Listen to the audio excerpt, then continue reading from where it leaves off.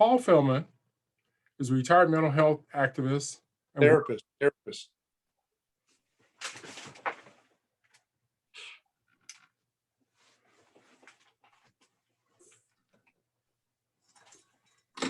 the headphones. I don't know why it's doing give me that feedback loop like that.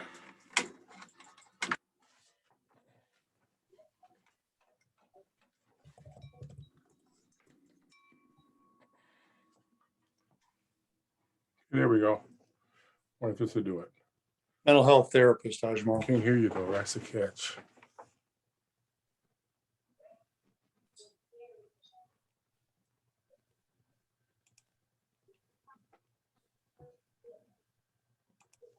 Testing 1, 2, 3. Okay. Paul, can I hear you? Give me a test.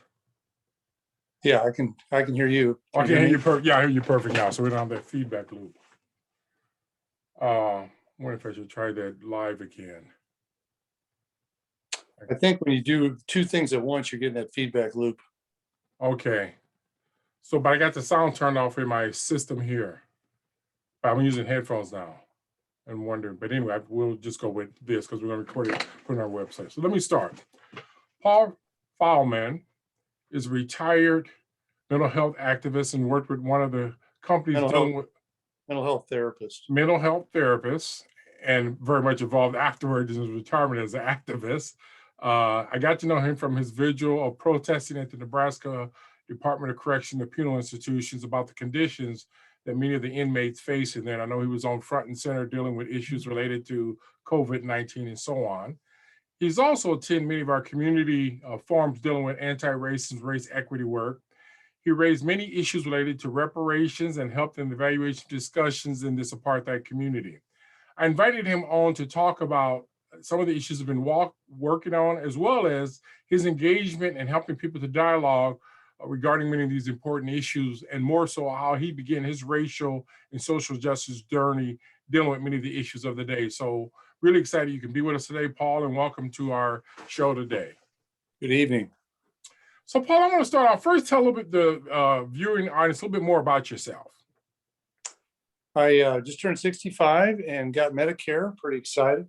And I grew up in Des Moines, Iowa, raised by parents. My dad was German, he grew up in Germany and had to leave Germany because they were of Jewish faith, not faith so much as race. They had to leave because Hitler's kind of frowned on that whole shtick. So they left and came over here. My dad came over to Germany, or from Germany to the United States when he was about 15, and learned the language in about 3 years, and then served in the US military in World War II fighting against Hitler. He came back, got a Bronze Star and Purple Heart in Germany, came back and was able to get his college degree through the GI Bill, and then raised 3 children in Des Moines, myself, my brother, and my sister. I left Des Moines after I graduated from Iowa State and moved to Omaha.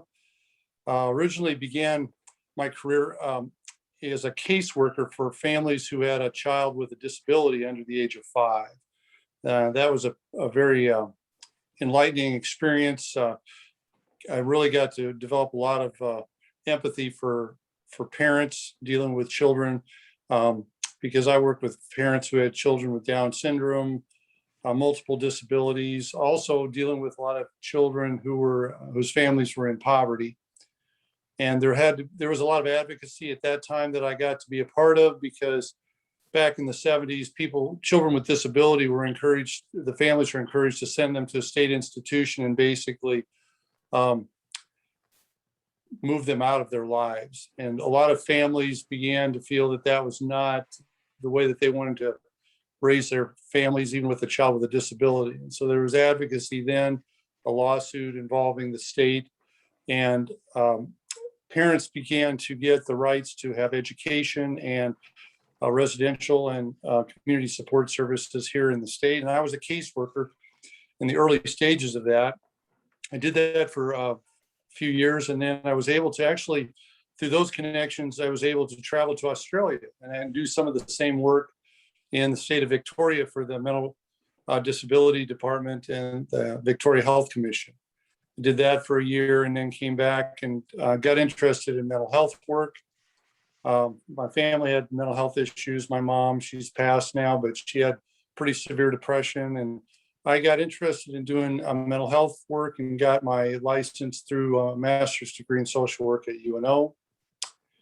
And during the time that I was a licensed mental health therapist, about 25 years, I worked inpatient and outpatient, worked in schools, worked with a lot of families that were dealing with poverty and high stress, as well as chronic mental illness issues. During that time, I met my wife, and we raised 5 kids, and I've got 7 grandchildren. Everybody's pretty happy right now, doing pretty well. And I retired. I actually took on a job at UPS at night to get benefits for the clan. And clan, I shouldn't use that term tonight. Right. Is that what a CRK, the way you said that? Yeah. CLA. For the crew. For the crew. Yeah, for the crew. And I worked nights, and then actually ended up my last 7 years, I gave up mental health counseling to do driving for UPS so I could get a pension. When I retired, I really felt like I wanted to continue to remain involved in the community, because I knew that there was a real need for the community members to be engaged in making a healthier community. And Okay. that's kind of what I'm doing now since the last couple of years. Yeah. Now, Paul, I got a number of questions I want to get to if I can. And one of the challenges we face in this racist community and the city is discussing race and class issues. What are some of your reasons of you working on racial issues, particularly as a white guy? Because there's not a lot of progressive whites who's constantly working on them, particularly in the concept you've been dealing with, reparations, prison, and obviously. But what was your light bulb moment, or what made you get involved in some of these social justice issues, in particular with race? Probably I know that the experience that I had in terms of following the health of the community had to do with violence that I had seen in the news over the last few years before I retired that affected families and children. And it was usually in poverty areas, and that included North and South Omaha. So when I retired, I just wanted to learn more about the North Omaha community, and I just went to the North Omaha community and started meeting people. So in other words, you had conversations with people, and in having those conversations that motivated you to do a little bit more, is what you're saying. Yeah. And also doing a lot of, we're at a time now when I retired, access to the internet just blew up. And I could find things like the Equal Justice Initiative through Brian Stevenson and Father Boyle, and through the Homeboy Industries. Those kinds of resources were, I could just sit and read all those things and then go and learn about those things and talk to people about them. I got to meet people in the community that were very involved with, like, the Civil Rights Tour. Preston Love, he really shared a lot of information with me, and I learned a lot from him.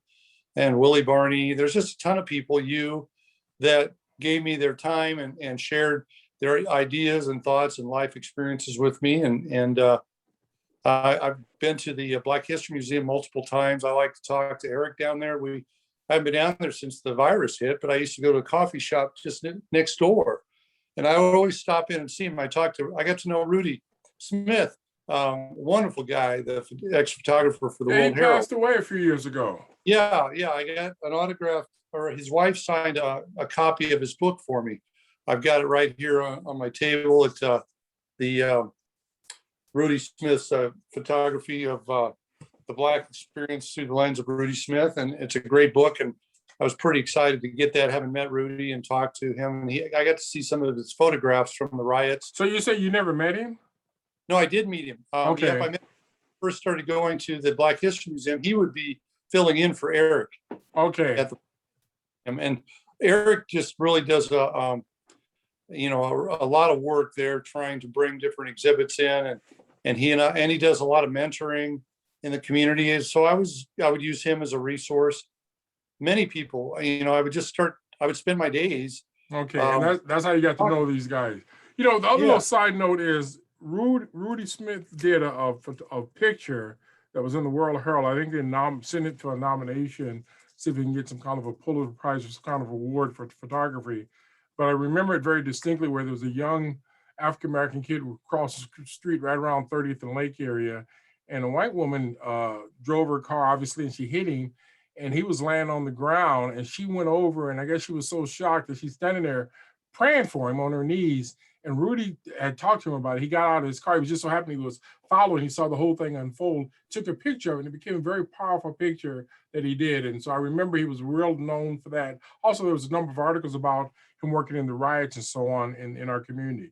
Here, I'm going to switch up, ask you a little bit different question.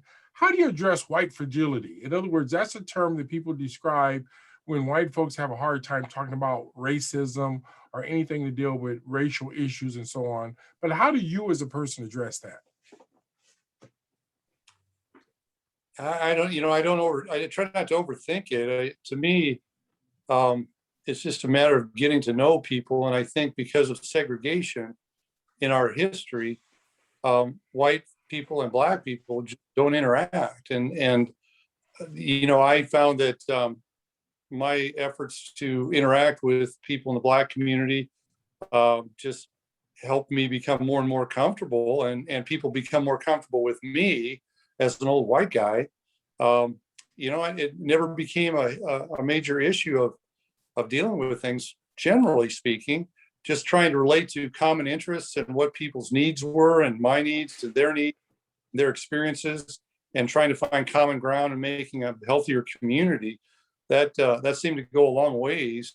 Mhm. And that's what I tell people if they're interested, is just, get proximate or get close to the community you're trying to get to know, and learn from them, and they learn from you, and you move past issues that become kind of out there. I mean, white fragility, I'd never really heard of that or knew what it was. I knew I'm trying to work with the Black community and they're trying to work with me. And Well, Robin DiAngelo defines it very well in her book. It's basically the issue of how people try to avoid the issue of race and how they sometimes get very defensive. And then again, if you've never been around different racial groups, then sometimes you could be very uneasy about that. Another question that comes to mind is based on our conversations, you're a prolific reader. What are some of the current books and articles that help folks to learn about racial issues, particularly the African American experience from your perspective? What are the books that you've run into recently that you would recommend for a viewing audience to read to help them gain a greater understanding of African American experience or Latino experience or whatever?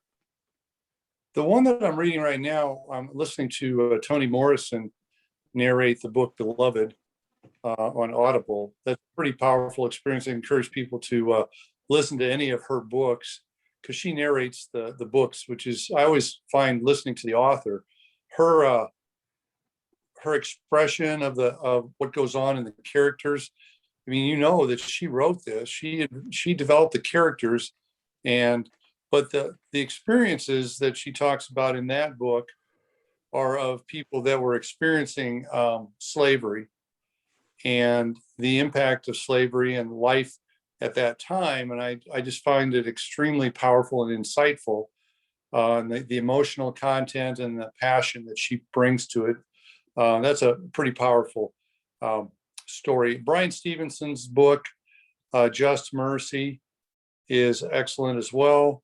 That talks about it brings to reality the impact of incarceration on particularly Black males in our society, and the injustice and the efforts to try and change that. He also addresses the whole history of the lynchings, the Equal Justice Initiative museum down in Montgomery is extremely powerful. I've seen it. I haven't actually been to it. Preston took his group down there of youth, 2 busloads down there, and it just opened a couple of years ago. But that kind of lays out a lot of our history. And there's a new book I just started listening to today. It's called 400 Souls by Ibram Kendi. Oh, yes. He takes each 4 years from 1619 to current time and has a different author or poet talk about that time period. And I just started listening to that. I'm pretty excited about the range of people that he's going to bring to that discussion, and listen to that. So Ibram Kendi's, another person. Um, What about the book you recommended to me, the one that deals with reparation? I'm probably halfway through it. Definitive. from here to from Right, here to right, that yeah, one. yeah, that's a good one. Um, the other book that really gives a lot of insight around folks impacted by the criminal justice system is Tattoos on the Heart, Oh, I and haven't heard of that one. Tattoos on the Heart, Embarking to the Choir by Father Boyle. Mhm. He he's a fascinating guy. I strongly recommend his stuff. He's got two books that he wrote about homeboy industries. He was a priest that started his priesthood working in the poorest areas of Bolivia, and he found it. He tells stories about it in his book, but he also talks about how he came back after his time in Bolivia to LA and had a chance to be in a very cushy priesthood position, but he chose to continue working with people affected by poverty. So he started working in the heart of the most gang infested area of Los Angeles, which actually is probably the largest gang um, area in the world. And he started what he calls homeboy industries, which is um, a recovery and reentry program for people that have been affected by gangs and violence and drugs. And he tells stories of these. He would go to all the um, youth prisons, is what I guess we call them now, youth prisons in LA, and he would do mass for all these youth. And then when they would get out, before they would get out, he would give them his card and say, "Call me when you get out." And and then he would try to help them work at Homeboy Industries. Homeboy Industries started a bakery, a restaurant at And these are all in the book that you're describing, the one yeah, book or both books? yeah, both books. He just he took time to recount personal stories of individuals and what he would do when he would travel around. And I met him here in Omaha. He's been He's here many times, I think. Way back in the day, Yeah, he was here. he's here. What he likes to do is bring people that are, fresh people that have been in the program that have experienced incarceration. And so he brings them with him, and they tell some of their stories. And I've seen it. If you Google it, you can see some of these videos where he'll just, I think my favorite was when he talked to a room full of, I think, 1,000 county attorneys.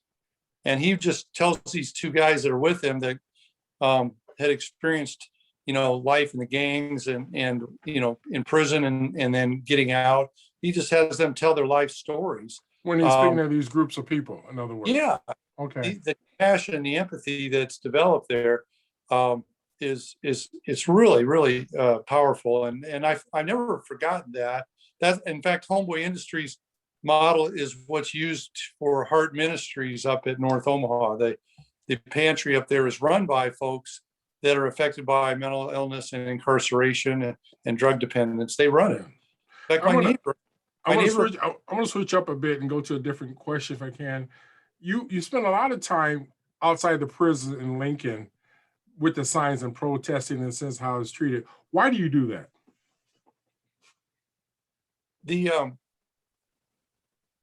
the thing that I learned about what's happening from people that I've met in the Black community, working with young kids at Mountain View Elementary School, and the pastor up there, Pastor Cavett, she spent a lot of time there. I've learned that a lot of the Black community has been affected by incarceration.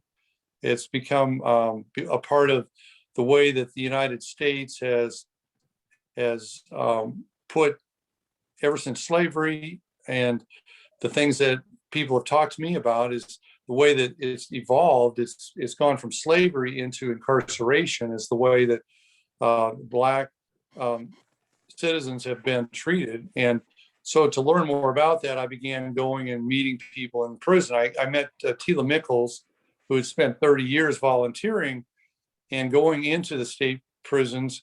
And she encouraged me to go down there and meet guys. And she said, if you go, you got to keep going, because what you do when you keep showing up is you validate their life situation. And I got involved with a group down there called 7-Step, where the guys in the group run the group.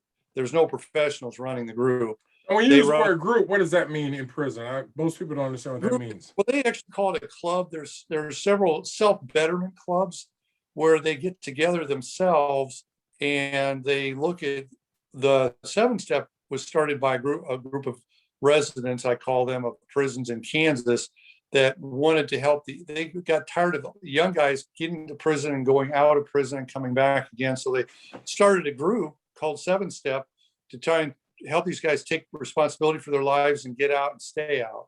And I go to that club or group at the state penitentiary, and I've worked with a group here in town. There's 2 women that I go down there with that do theater work with marginalized populations, homeless, and one of the populations they work with doing theater with is people incarcerated, and they go with.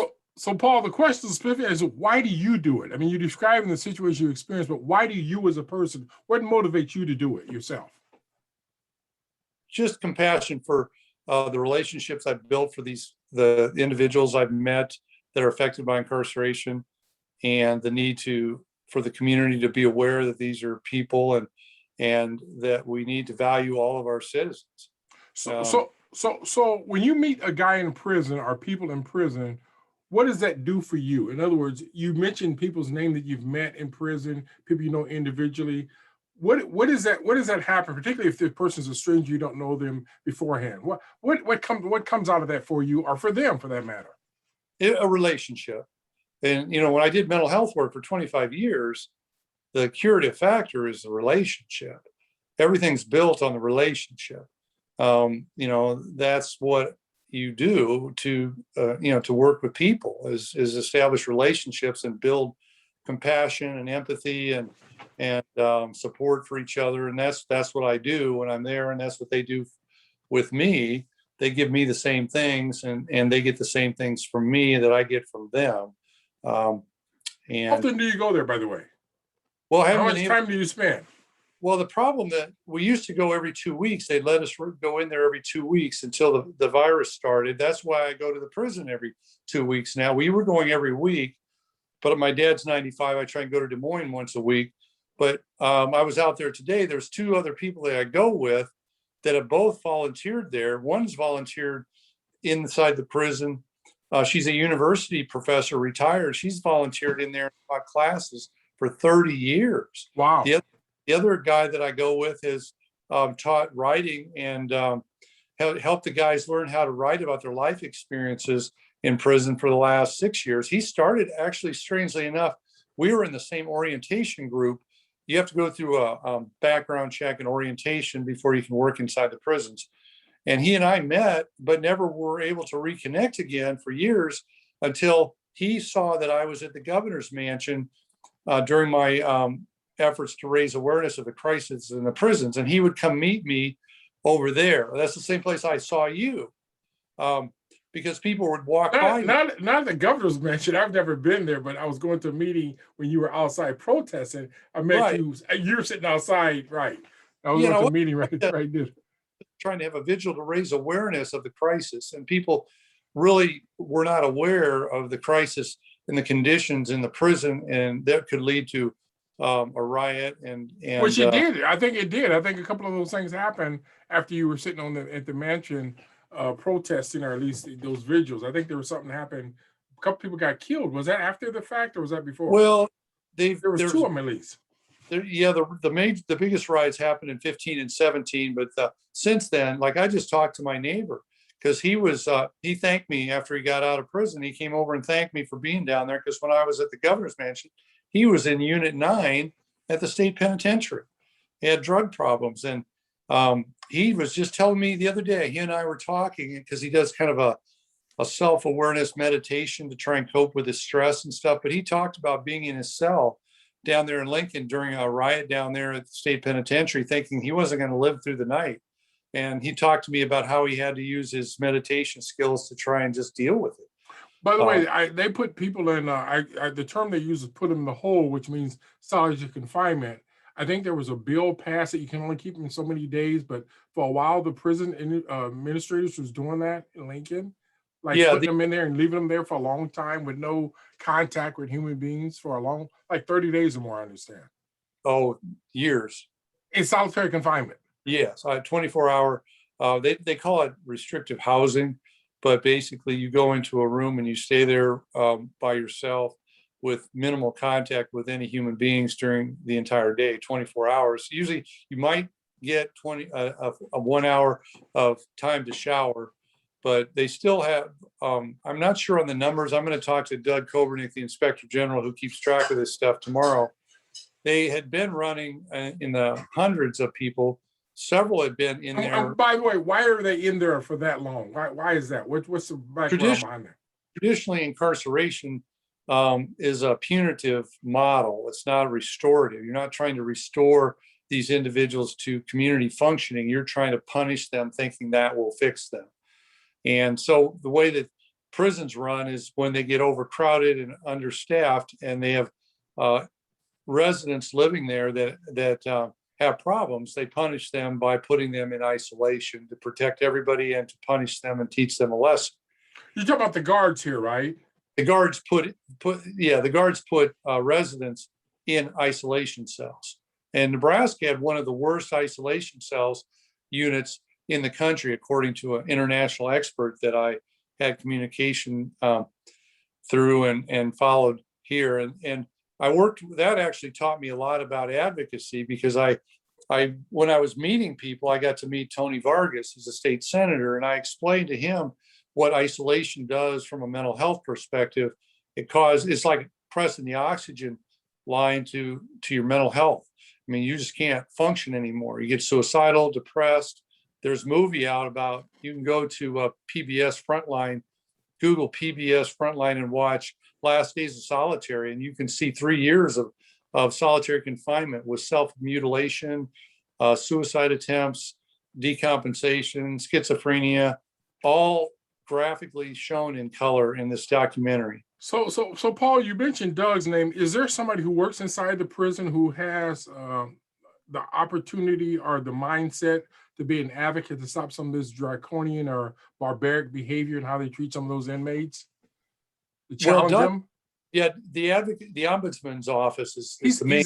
He's external, but I'm saying, is there somebody internal that you know? Internal to the prison administration? No, and the ombudsman is basically the person. They can go in at any time, anywhere, and so can Doug. The problem has been they haven't been going in because of the virus. So in other words, something going on down there we don't even know, in other words. No, and what happens is it all has to come by communication. Terrell McKinney now is becoming an advocate, because guys on the inside are reaching out. The new state senator who replaced Ernie Chambers. Ernie always told, when I was at the governor's mansion, Ernie drove by every day and I would go talk to him, and I got to meet him, and we actually got to advocate with Tony Vargas and Steve Lathrop on some reforms down in the prisons to deal with some crisis things. And Ernie said that he always got calls from guys that were incarcerated. I will tell you this, last year I was at a meeting with Tony Vargas and Justin Wayne, and Tony Vargas said that they had just spent the day talking to guys in the solitary confinement unit down at Tecumseh and learning about what it was like and so forth. State senators could actually go into any state prison anytime they want. And apparently some of them have not, based upon some of the comments I've seen in Doug's report, as well as some of the comments you just got through making, that they were not aware or haven't dealt with some of the draconian crazy stuff that's going on in the Nebraska penal complex. No, Wendy DeBoer said it scared her to death to go in there. I mean, it's scary stuff. I mean, because of the isolation, the segregation, and the overcrowding and the conditions in there, and it's a pretty scary situation. It's traumatic for guys that are incarcerated there. It's traumatic for well-meaning employees. It brings out the worst side of employees that are not stable and have a tendency to get abusive. It brings out the worst of them. Right. You know, one of the things I was gonna ask you, you spent a lot of time in the prisons and helping out and so on, and challenging situations. Has somebody ever offered you a job to work and do the stuff that you do as a volunteer? Any of these nonprofits or entities who work with prisoners or ex people who are returning citizens? They no longer use the term ex felon. It's not politically correct, but they'll say returning citizens or people who are no longer incarcerated. So, have you ever been offered a job or anything with all the volunteer work that you've done inside the institutions? No, um, I've been just basically doing freelance stuff, connecting with people, and I'm kind of my own boss. I'm kind of self-employed as in community involvement. You said, "Oh, ball." You mean self-employed, self-volunteer is what you mean. In other words, I'm a volunteer, I'm a boss because you don't can't tell me what to do, right? Yeah, well, UPS, I'm paying it forward. I got when I did mental health work, I had a family history of depression, and 25 years ago, I came across medication that helped me tremendously. I mean, I've been as stable as day is long. My wife wouldn't really agree necessarily, but generally, generally pretty stable and a pretty happy guy. I have been for 20, 25 years because I found out about some medication and I got some counseling. And I'm just, and I also got a job at UPS that made my life and the life of my kids much better because we had income and we had insurance. My kids were on my insurance till I was 25. I have a pension right now that UPS pays me. I was only there 20 years. They pay me a pension of $1,500 a month. And I feel Wow. like I pay it forward, I'm Right. just very fortunate. My You dad's know, 95. He's still doing well. I got a you, lot to be thankful for. one of the things that I've raised as a community advocate is I'm surprised the number of people when they retire, they don't play it forward, play it backwards, or help out, particularly if you have time on your hands. And when I studied gerontology, one of the things I've learned is that even when you retire, you stay actively engaged, you tend to live a lot longer and you're again much happier. So I would love to see if people do a lot more to help others, particularly when they become aware of all the negativity in some of these public and private institutions that oppress people. So that was one of those issues. The two One of people that I volunteer with down at Lincoln that go inside, they're both in their 70s. Oh, wow, wow. Yeah. Well, I went to a social justice meeting a while back, and I remember in the meeting I saw some of the long timers, the people who've been doing it for years. And I said, I wish you could teach some of the other folks who just disengage or once they leave the job and they have time on their hands, they won't even get involved in some of these activities when they very much know that that was part of their work of dealing with some of these issues. One Oh, of I the should things, I'll go throw ahead. one other book I wanted to mention because I really want to bring this guy to the forefront here as the prison issue comes up is Sean Hopwood. Sean Hopwood has a book called The Lawman. If you Google him, you'll see a 60-minute episode by him. I've met him. I communicate with him on Facebook. He was in his 20s. He dropped out of college, drank a lot, just was being stupid in a small town in Nebraska. And him and his buddy got together to bar one night and got stupid and thought they didn't like having to work for a living at the farms. So they decided they wanted to rob small town banks. So they did. They robbed 5 small town banks, didn't hurt anybody, scared people, but they ended up getting arrested. And he did several years in federal prison.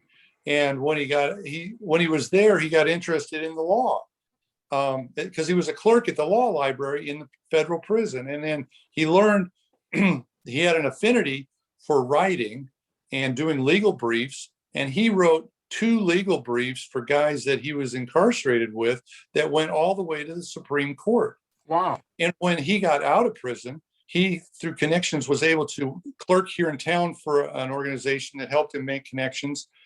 And eventually, he now is working as a law professor. He got his law degree, and he's a law professor at Georgetown University. Wow. And he's advocating, and he speaks, extremely eloquently about the impact of incarceration on what it does to people's lives, or what it did to him, and what he sees as far as people that are in prison. He talks about it in his book, Lawman, but he's also very eloquent if you listen to him. And I really want him. I talked to him when he came back and spoke here because he's originally from here. His wife's from here. And he came back and spoke at a church. And I went to hear him and I introduced myself. That was when I was at the governor's mansion. So he's kept in contact with me.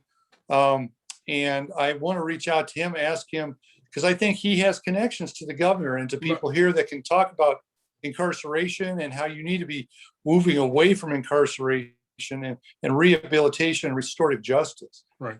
One of the things that oftentimes we ask ourselves, particularly as private citizens or as people who are doing this on your own free will, how can we get other people to do it, some faith community to do it, and so on? But my question is, what do you see as the role of local governments to help with some of these issues? And particularly if you've advocated for the wealth divide between racial groups in our society. So we know that African Americans have 7 times less the wealth of whites. Obviously, you look at home ownership, you name it. From your perspective and things you've been working on, reparations, so on, what do you think government can do to help address those disparities in our society? The I think Canada has if you Google poverty reduction plan in Canada, there's an extremely well developed plan that they implemented in 2015. And what they did is they went, first of all, they started with people that lived in poverty all over the country of Canada. And they went and they got them to talk to them about what they saw would be helpful to get out of poverty. And then they started to build a plan based on the input from those people. And I think that's one thing that Omaha can do, government people can do, is continue to empower people that are affected. Terrell McKinney is very eloquent when he talks about his life experiences. And when he's down at the legislature, he talks about growing up in poverty and what it's like and what he sees the need for people to get out of poverty. I mean, those are the people that need to be empowered and given, the ability to make decisions and to impact things. We need to, as a community, we need to pay restitution for what's happened, what we've done historically because of racism and feeling like Black citizens were less than human beings, less than full citizens. We've treated them so poorly. We need to make restitution for what we've taken away from them and provide resources that people that live in the community that are affected can use those resources and be empowered to pull themselves into a situation where they have the same wealth and increased wealth and education and health care. 60 Minutes just had a thing last weekend about the impact of poverty and racism on the overall health of people that are affected and how it cuts life expectancy, by 10 or 15 years, and how the COVID impacted folks that were vulnerable because they'd had poor health insurance and poor health and lived in poverty. That was really well done. And I think so Paul, specifically, you alluded to the Canada model, and no HR 40s out there. And I think I've heard you talk about just now, you all kind of alluded to institutionally support versus individual. What are you prescribing? What do you see as a solution? I know Georgetown University is working on people who were descendants who were enslaved through their system, is giving them free scholarships and things like that. But what do you think we could do here in Omaha or local Nebraska to deal with this wealth divide? Yeah, engaging institutions like Creighton, but also going to the community and learning from people that are living day to day and dealing with poverty, what they would need to develop wealth. And like, there's an example of a gal, I can't remember her name right offhand, a young Black gal who is a woman who is grew up in poverty, and she got her college degree finally, and she's become a financial planner. And she has her own business that she runs online, and she gives financial planning advice to other young folks that she knows in the community. And if she were able to give them resources, if you want to have wealth, you have to have some resources, some seed money, basically. What I see is some ways of trying to get seed money and plans to help people develop a start for wealth development. How do white people do it? Well, you get money from your parents, Or you get through enslavement of people for 400, 200 years. You get homestead, what do they call it? Homestead? Well, not the word homesteading, but where you get free land back in the day. Remember the 1850s, Yeah. 30s and 20s where you go across the country and you just demarcate a certain area and the land was yours for free. And then of course you pass it down to generation, or you have affirmative action for white folks where you hire your friends in government jobs or positions that, like, certain departments like police department, the fire department, they show where a lot of the relatives got their siblings jobs because they had the same last names. It was things like that. So one of Strangely enough, the yeah, right, there's right now there's in the new legislation that got passed, the CARES Act, there's some very powerful um, you know, things in there that could help that are based on the Canada model. One of them is the child credit payment. It used to only be based on your income. Well, if you didn't have any income, you couldn't get your financial credit. support. So you have probably a chance to move 50% of people that are in poverty now out of poverty. And the key is how to support people so they can be financially literate, to take that and develop wealth so they can pass it on and provide an environment for their kids to grow up in where they don't have to deal with violence and hunger and all the things you see. We haven't talked about the movie Out of Omaha. Right, right. And You know, part of the wealth thing is not making somebody wealthy, but making sure they're self-sufficient. They don't have to depend upon government for food, shelter, and utilities and the basic stuff like that. I yeah. want to switch up if I can. One of the challenges we face in community engagement and agency is measuring outcome from the work. What do you consider success for the work that you do? If you're looking at the work that you do in the volunteerism, how do you measure success as an individual or things that you're involved in? How do you measure it? The well, the biggest change is looking at that's what, as a freelance, I can look at things that I know are going to make the biggest bang for my buck. Okay. Um, I look for opportunities where my skills and my knowledge and my relationships allow me to facilitate or bring to plant an idea that other people will take and build on. The biggest one I'm working on just going to the governor's mansion and sitting down there in my lawn chair every day and reading articles on my phone, I was able to create a lot of impact with a lot of people that both incarcerated, affected by incarceration, and so forth. And what it does is it really created a different atmosphere help contribute to an atmosphere that sees people that are incarcerated as human beings that we need to treat as valuable people in our community. That's an example of where I look for small things that I can do that can make a big difference. But you have to know when and where and how to do that. And you have to do things that allow you to build on relationships. People, when I was at that governor's mansion, people would just come up and talk to me. And a number of people that were incarcerated, senators, government officials like you that were hired by different government entities. I talked to a sheriff from out in Western Nebraska. Routinely talk to parents of people that were incarcerated. I've got a band that I just took off my wrist this afternoon because I was getting out of the car, but it's a strap that I got at a memorial service for a 24-year-old.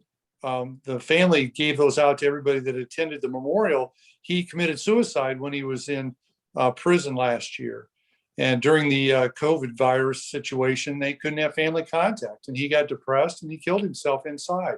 That mother, when I was at the governor's mansion before her son committed suicide, she would bring me coffee and cookies because I was out there trying to, raise awareness of people, people affected by incarceration. And guys inside, when they would see the news that I was at the governor's mansion raising awareness about incarceration, they would watch me on the news. And when I would go to prison, I went to Tecumseh one time. I got invited down there to a group down there of guys that hadn't been able to have their group in a long time. So a friend and I drove all the way down there. There was only four of us that showed up, but they introduced us to the group down there and they had a kind of a celebration, their club did. And then they asked me if I wanted to talk. And I said, well, sure, I'll say a few things because I had finished my stint at the governor's mansion and was trying to do some work. And And the guy introduced me as the guy that's at the governor's mansion. And the entire room they had never met me. I'd never met any of them. The entire room just started clapping. I mean, it validated who they were. A couple of them had done paintings for me. I still have them in my office. You mean when you visit, they gave you the paintings? Is that what you're saying? I'd asked some people that I knew that were on the inside, or a father who had a son inside who does artwork, to do some paintings for me that would help raise awareness of what I was doing. And one of them, I just said, have them do a painting that has hope in the message. And right now I've got 2 paint. And then, so I had never heard anything back from anybody. But when I went down there, these 2 guys had actually done it, and they had made these paintings, and I've got them in my office, and they're beautiful paintings of the word hope printed. And it was so nice. They asked me if I needed to use them to raise money to help pay for my time at the governor's mansion. I said, no. No, they were trying to help you out financially. That brings up a story. I was working at St. Martin's years ago, and there was a guy named Fred Leroy. He is late now. He's a Ponca. He kind of an elder. He helped them get the restoration of that. And he came up to me one day, and he had a picture of a Native American. It was kind of almost like a spiritual type picture of a Native American on a horse, and it was probably like bigger than a 16 by 20. It was a good size. And I think he wanted $100 for it. And I didn't have the 100 at the time, but it was one of the best pictures. He said it was done by an inmate. And I've seen some of the artwork by some of those guys who are very talented in terms of artwork and so on. And it's just amazing. Like I wish I would have had got the money that day to buy that picture, but I remember it was very striking.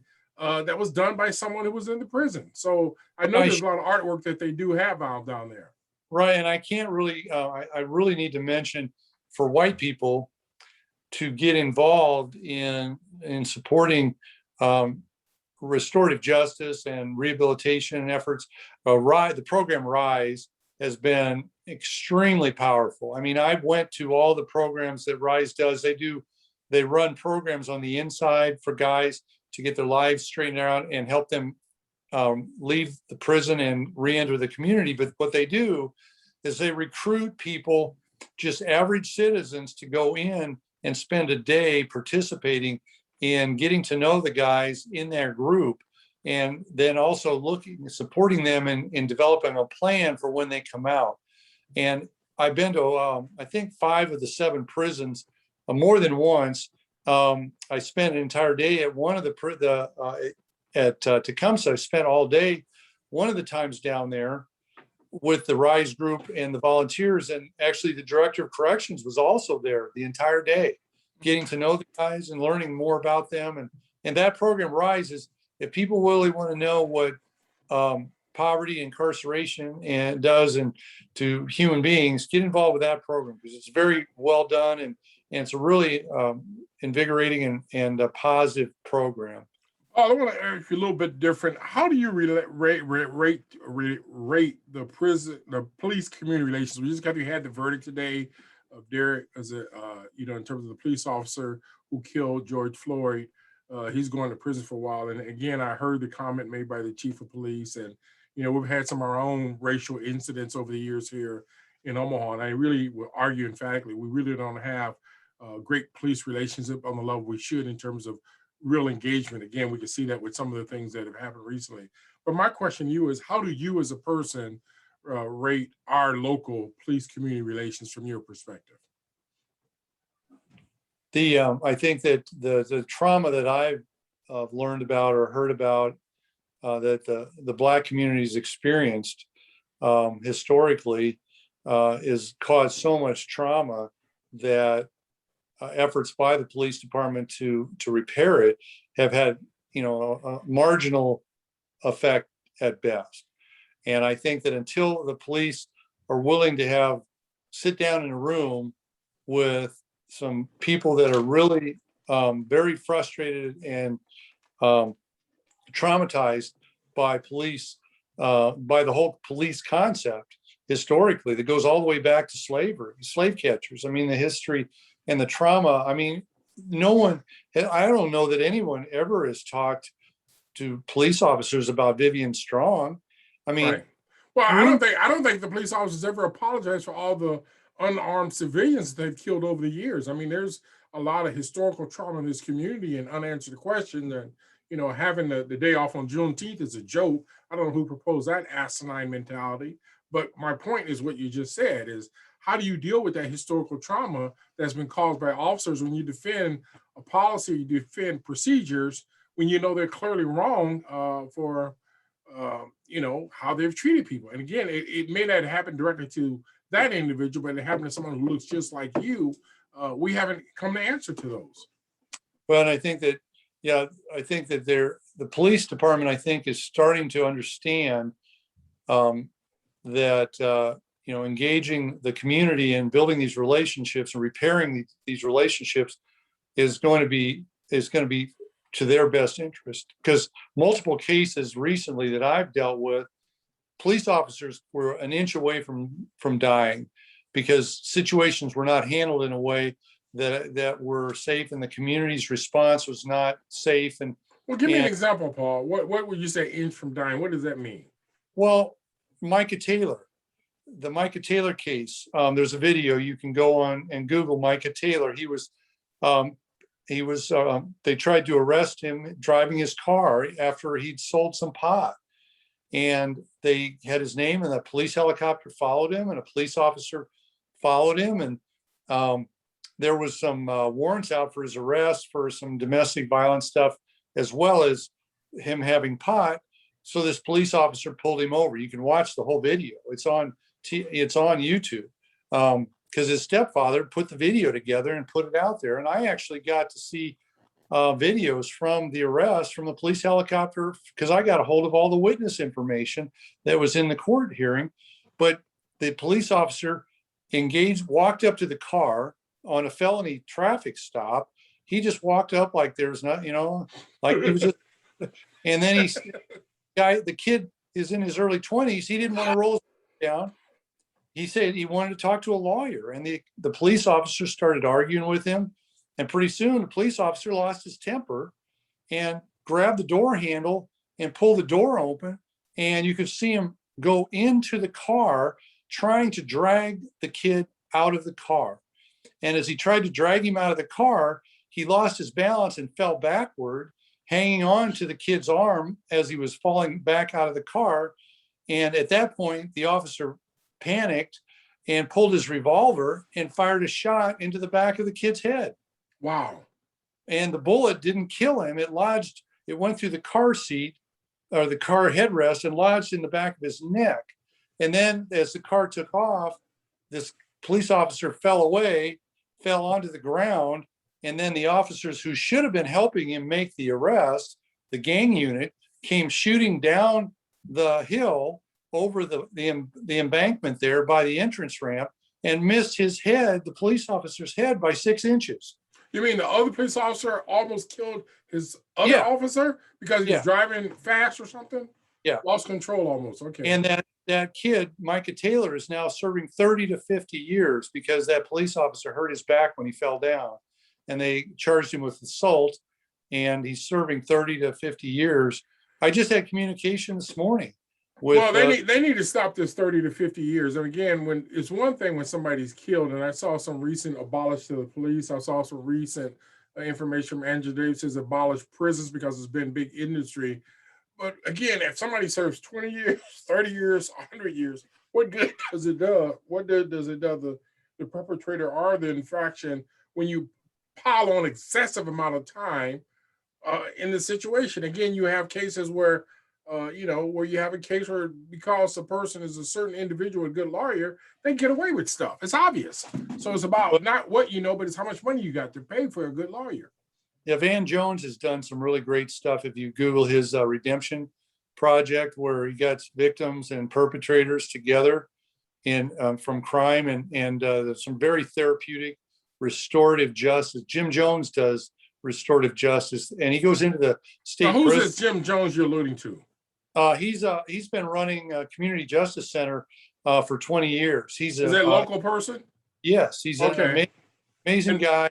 And Van Jones is the national person on TV? Yeah. We got to make reference when we mention their names because sometimes people don't know who we're talking to, local persons versus Yeah, the national. Jones, I went to school with a guy named Van Jones, who's from Omaha, who was at Kellerman's Elementary School, and he used to be working for OTOC, and his name was Van Jones. So when you throw yeah. the name out, gotta say where they're from or who they are.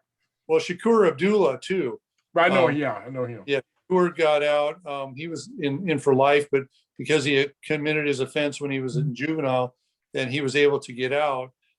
And Because he's of the Supreme done, Court ruling, the Supreme Court said that you yeah, can't. he's done amazing work on restorative justice in Sure. the prisons with Jones and Rick Carter and Rick Carter, Jim Jones. They do restorative justice, which is restoring the community, trying to look at the relationship between the person that was involved in the incarceration and the victims, and restoring health to the community. We're getting, Paul, we're getting down to about the last 10 minutes or so. And got a couple of questions I'm going to ask you. There are whites and some people of color who want to become engaged in social justice work, but don't know the next steps. What suggestions you have for the community to do social justice work? I think, first of all, the easiest thing to do is start getting online and doing research, reading, because there is such a broad range of very, very healthy, constructive information that's on the internet now through newspapers and magazines, and also organizations that are doing really amazing stuff. I mean, powerful stuff. When I met Father Boyle and learned about Homeboy Industries, I mean, Just Mercy and the Equal Justice Initiative, I really got my fire lit by watching some of that stuff. And some of those things people in Omaha had never even heard of. Preston had never heard of the Equal Justice Initiative and the museum down there until I told him, and he was taking these kids to Montgomery. I said, Preston, you've got to go there. Now he's got a picture of all the kids there at the lynching museum there down in Montgomery. And I think that's the first place to start. And then getting proximate, you got to go to the community and start supporting the community. I found that volunteering, getting to know people and supporting youth and families. I spent a lot of time in the prisons. I spent time in the food pantries. I volunteered with the schools, getting to know kids that were living in a community that I was not familiar with. So if I'm hearing you well, if I would distill it down, it says get out and volunteer, go places you normally wouldn't go, meet people, and that can help you get more involved in social justice. Yes. Okay. The other question is, I heard the superintendent of public schools through somebody else. He said that she doesn't like the term decided being reality, school to prison pipeline. What is your theory of the perspective of that concept that we talk of school to prison pipeline paradigm? Well, my psychology degree in child development for undergrad was in preschool, early childhood development, 0 to 6. And that's where I told Terrell McKinney, I said, once kids are in school, the horses are out of the barn.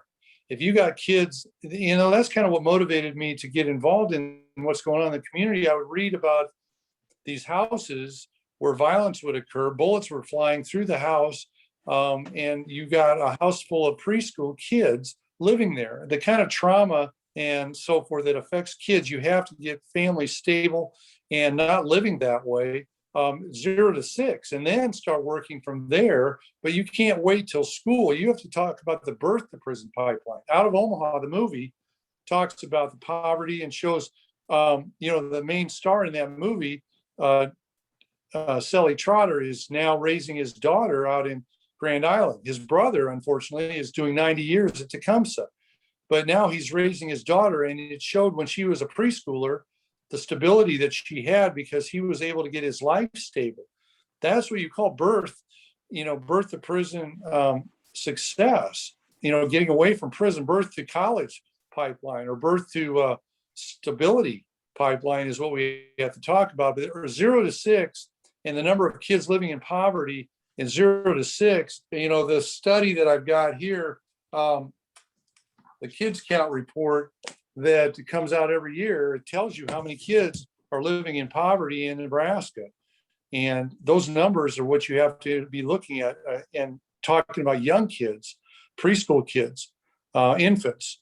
You don't want to go to the nursery at the hospital and be able to pick the kids that are going to prison. by looking at the group there in the nursery. But unfortunately, um, you know, if you're looking at race issues, that's a sad commentary. You can go to the nursery and start picking the kids that are going to go to prison if you don't intervene. And Paul, one of the things that I've noticed, and I would say this emphatically, our system is set up for many of these kids and families to fail. I mean, if we don't go upstream and address some of the prevention aspects of what we deal with, and again, I disagree with some of the therapeutic in some areas because again, systems can cause trauma on people. So if we reduce the trauma, they don't need a mental health. But again, when you look at the generational stuff, you look at the way people are treated, even the fact that we had this trial. I mean, there was an open shutting case. They took 10 hours too long. They could have taken 5 minutes for deliberation in this one. But my point is the system, obviously, when you have people who are stuck in caste-like system, as Isabel Wilkins argued in her book, we have a problem in River City and elsewhere. We're down to our last minute or so, and I want to always give my guests an opportunity. Are there any closing comments that you would have for our viewing audience?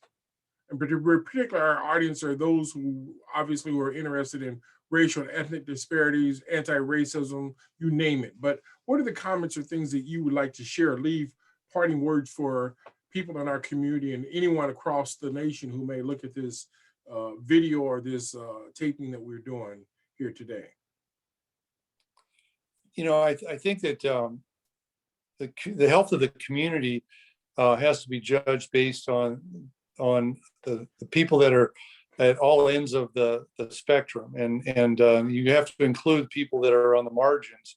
And Father Boyle says he talks about going to the margins of society, and then they're not on the margins anymore. You're not on the margins anymore. You have to go to the margins to find folks and to get to know them and to build our community. Where this West Road situation is a perfect example.